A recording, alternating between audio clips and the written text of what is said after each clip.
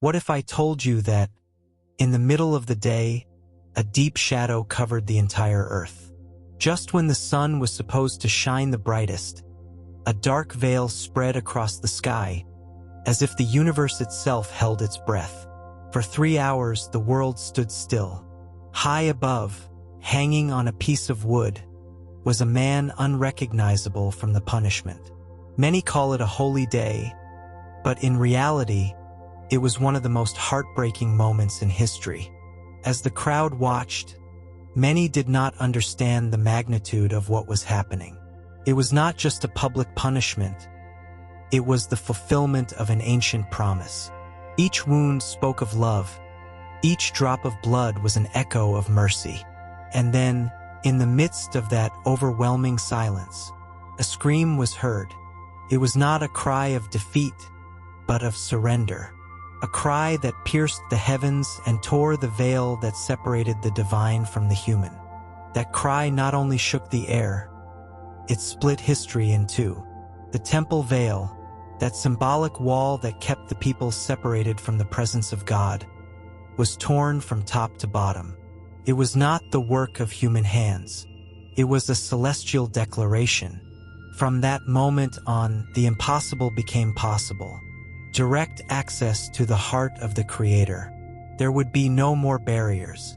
The sacrifice had been made, the price paid, and all for love. Many did not understand it at that moment. To them, it was just another man who had died, crucified like so many others. But in the invisible realm, an eternal battle was being fought. The light was defeating the darkness. Love was crushing fear.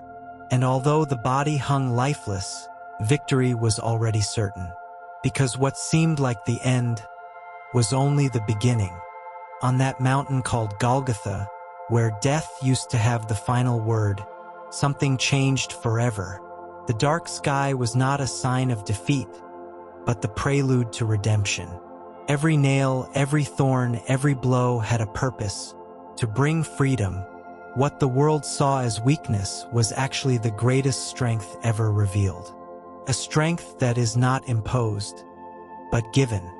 Here's the translation. That final cry was not one of despair. It was a proclamation. It is finished.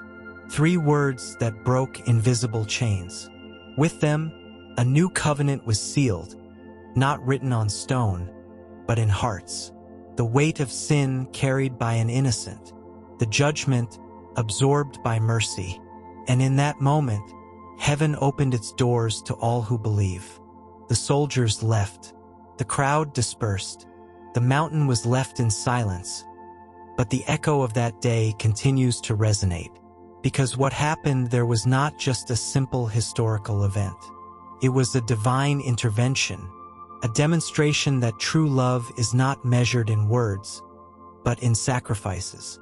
And that love is still available today. The cry that tore the sky also opened a door, an invitation to reconcile, to return to the origin, to walk with purpose. It was not just a death, it was a surrender.